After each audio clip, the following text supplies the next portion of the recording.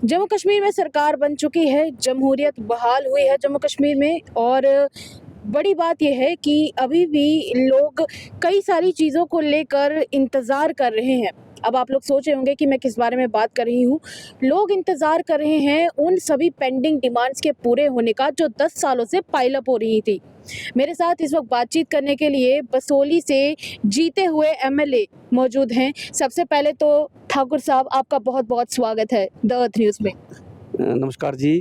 पहले तो ठाकुर साहब, मैं आपको जीत की बधाई देना चाहूँगी क्योंकि आपने ऐसी जगह से जीत हासिल की है जहाँ पर चौधरी लाल सिंह आपके ऑपोजिट में खड़े हुए थे और अगर मेरे आंकड़े सही हैं तो 16,000 से भी ज़्यादा वोट से आपने उन्हें हराया है। जी, 16,034 वोटों से मैंने नहीं हराया है, हमारी बसोली की जनता ने मुझे आशीर्वाद दिया है और उनको उन्होंने नकारा है हमारी जनता ने। और आपने जैसे कहा, मैं सबसे पहले तो धन्यवाद करता हूँ हमारे शीर्ष नेतृत्व का, माननीय देश के प्रधानमंत्री मोदी जी का, हमारे राष्ट्रीय अध्यक्ष जेपी नड्डा जी का, हमारे प्रदेश अध्यक्ष रविंद्र राणा जी का, अशोक गोल साहब का और पूरे संगठन का, कि जिन्होंने मुझ पर एक छोटे से कार्यकर्ता पर इतना बड़ा विश्वास जताया और बसोली विधानसभा का जो मैंडेट मुझे दिया और मुझे इस काबिल समझा, और मैं उनका बड़ा आभारी हूँ। और उसके फलस्वरूप मैंने रात दिन पूरी मेहनत करी है।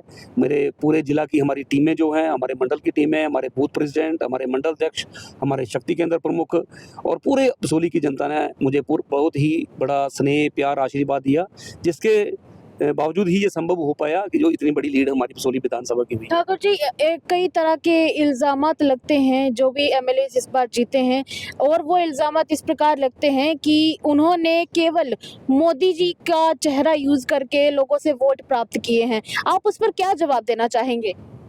देखो, इसमें कोई बुराई वाली बात भी नहीं है। मोदी जी हमारे आन बान शान है, हमारे शीर्ष नेतृत्व हैं, हमारे देश के प्रधानमंत्री हैं, हमारी पार्टी के सीनियर नेता हैं, तो उनका भी आशीर्वाद और स्नेह हमारे जम्मू कश्मीर के ऊपर तो विशेष है ही है, लेकिन पूरे हिंदुस्तान के ऊपर है। और उनका चेहरा आज मोदी जी को हिंदुस्तान ही नहीं, पूरी दुनिया मोदी जी का डंका मानती है। आपने देखा होगा, आज 11वां साल चल रहा है हमारी सरकार को, और 11 साल में पूरा विश्व आज मोदी जी के नाम से, आप देखा होगा बाहर भी हमारे मोदी जी जाते हैं तो वहाँ भी हिंदुस्तान की जय जयकार होती है, मोदी साहब की जय जयकार होती है। तो इसमें कोई बुराई वाली बात भी नहीं है, क्यों, हम भी उन्हीं के लिए काम कर रहे हैं, संगठन के लिए सब काम कर रहे हैं, पार्टी के लिए काम कर रहे हैं। और हमारी भारतीय जनता पार्टी में ये चीज़ है कि नेशन पहले है, पार्टी सेकंड और सेल्फ जो है वो लास्ट है। तो ऐसा हमें सिखाया जाता है और उसी की विचारधारा पे और उसी हम पथ पे चलते हैं सभी। आपके सामने कंपटीशन में पूर्व मंत्री थे, चौधरी लाल सिंह की बात कर रही हूँ। कैसा लगा इस जंग के दौरान? एक फ्रेंडली कंपटीशन था या फिर एक टफ फाइट लगी आपको ये? ऐसा है, मुझे कहना नहीं चाहिए, हमारी बसोली विधानसभा का एक बड़ा ही दुर्भाग्य रहा कि दशकों तक जिन्होंने वहाँ पे राज किया, ना वहाँ के वोटर कार्ड था उनका, ना राशन कार्ड था, ना उनका वहाँ लिंक था, ना रिलेशन था, ना हमारे लोगों से कोई उनका अच्छे को तालमेल था। लेकिन उन्होंने सिर्फ बंटवारे की राजनीति करी है, जात पात में लोगों को बांट कर राजनीति करी है, उसके बाद में शहर गाँव करके राजनीति करी है। तो दशकों तक उन्होंने राज किया। लेकिन अब आपने देखा होगा, सोशल मीडिया का टाइम है, हमारे युवा साथी, हमारी महिलाएं, हमारे बुजुर्ग सभी अवेयर हैं, हर चीज़ समझते हैं। अभी अब सोशल मीडिया के माध्यम से आपने देखो, हर चीज़ मुट्ठी में, कहते हैं ना, वो धीरू भाई अंबानी ने कहा कि पूरी दुनिया मुट्ठी में।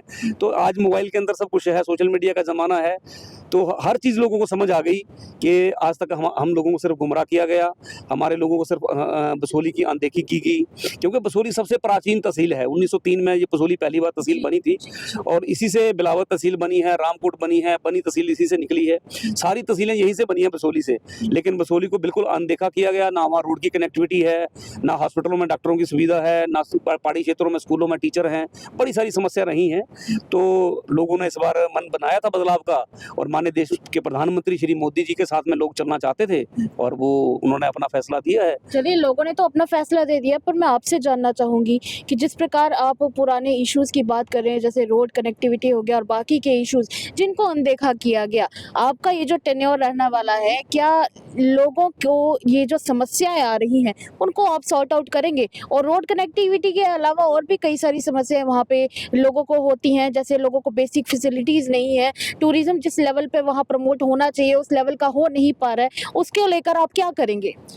मैंने पहले भी आपको कहा कि हमारी बसोली का ये दुर्भाग्य रहा कि हमेशा वहाँ की अनदेखी हुई है। जी। मैं आपके माध्यम से मैं पूरे हमारी बसोली की जनता से और पूरे जम्मू कश्मीर के लोगों से मैं ये आश्वासन देना चाहता हूँ कि मैं पूरी ईमानदारी, निष्ठा के साथ काम करूँगा। जो बसोली के हित के लिए, हमारी विधानसभा के विकास के लिए काम होंगे, वो हम कार्य करेंगे। हमारी डिस्ट्रिक्ट की माँग हो, हमारी हॉस्पिटलों में डॉक्टरों की कमी हो, हमारा रोड का इंफ्रास्ट्रक्चर हो, हमारी टूरिज़्म का काम हो, हम हर चीज़ को बढ़-चढ़ कर उसमें हिस्सा लेंगे।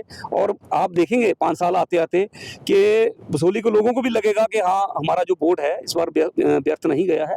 हम पूरी ईमानदारी, निष्ठा के साथ काम करेंगे। और वो एक डोगरी में कहावत है, जब बाप ही पता चलता या राह पे ही पता चलता, तो वो जब हम करेंगे तो खुद ही आप बोलोगे कि हाँ भाई, बसोली में कुछ हुआ है। तो हमारा भरपूर प्रयास रहेगा बसोली के विकास के लिए। अब बसोली की बात भी हो गई है, पर अब बात करेंगे ऑपोजिशन की, क्योंकि देखिए भारतीय जनता पार्टी ने पहले एक समय था जब केवल एक सीट मिली थी भारतीय जनता पार्टी को। अब भारतीय जनता पार्टी को 29 सीटें मिली हैं और भारतीय जनता पार्टी ऑपोजिशन में आ चुकी है।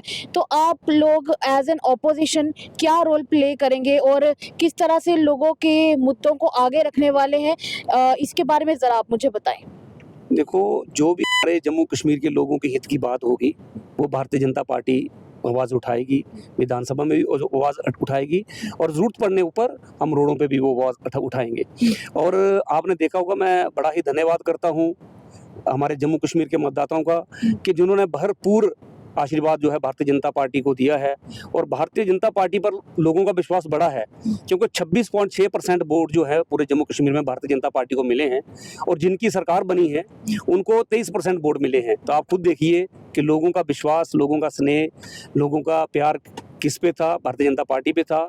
कुछ ऐसी सीटें थी हमारी कि जहाँ के लोग हमारे गुमराह करके, जब इलेक्शन आती है तो जात-पात के अंदर लोग बँट के हमारी कुछ सीटें बड़े ही कम मार्जिन से हमने हारी है। लेकिन ये बात सत्य है कि लोगों का विश्वास भारतीय जनता पार्टी के ऊपर बढ़ा है। गवर्नमेंट फॉर्मेशन का प्रोसेस लगभग कंप्लीट हो चुका है, पर दूसरी तरफ भारतीय जनता पार्टी अभी तक लीडर ऑफ ऑपोजिशन को गठित नहीं कर पाई है, चूज नहीं कर पाई है। ये देरी करने का क्या कारण है? किसका इंतजार कर रही है भारतीय जनता पार्टी? देरी का कोई कारण नहीं है। हमारे जो राष्ट्रीय हमारे अध्यक्ष जेपी नड्डा जी हैं, उन्होंने जहाँ के लिए प्रभारी नियुक्त कर दिए हैं, जो लीडर ऑफ अपोजिशन बनाना है, जी। तो बहुत जल्दी ये प्रोसेस कंप्लीट की जाएगी। ये शीर्ष नेतृत्व का फैसला है और जिसको भी वो लेंगे सभी सर्वसहमति से उस चीज़ को मानेंगे। चलिए, बहुत बहुत शुक्रिया ठाकुर साहब, अपना अपना कीमती वक्त हमारे साथ जाहिर किया, उसके लिए बहुत बहुत धन्यवाद। धन्यवाद जी, थैंक यू। आपका भी बहुत बहुत धन्यवाद। तो ये थे मेरे साथ ठाकुर जी, जिन्होंने बताया है वैसे तो कि आने वाले समय में खास करके बसोली के लिए ये लोग काफ़ी सारे इश्यूज़ हैं जिसको हैंडल करेंगे और समय आने पे सॉल्व भी करेंगे, खास करके रोड कनेक्टिविटी हो, टूरिज़्म हो और बाकी के इश्यूज़ भी। पर बड़ी बात ये है कि जिस प्रकार भारतीय जनता पार्टी इस वक्त ऑपोजिशन में है, लोगों की डिमांड्स कितनी जल्दी पूरी होती हैं और कितनी संजीदगी से उन प्रॉब्लम्स को हल किया जाता है, फिलहाल आने वाला वक्त बताएगा। As a strong opposition Bharatiya Janata party इस वक्त सामने उतरी है और किसी के नहीं बल्कि सामने खड़ी हुई नेशनल कॉन्फ्रेंस के सामने। चलिए, अभी के लिए फिलहाल इतना ही। ये सवाल तो है बड़ा, पर इसका जवाब तो आने वाला वक्त ही देगा। तब तक के लिए देखते रहिए द अर्थ न्यूज़। साक्षी सानी को दीजिए इजाजत। नमस्कार।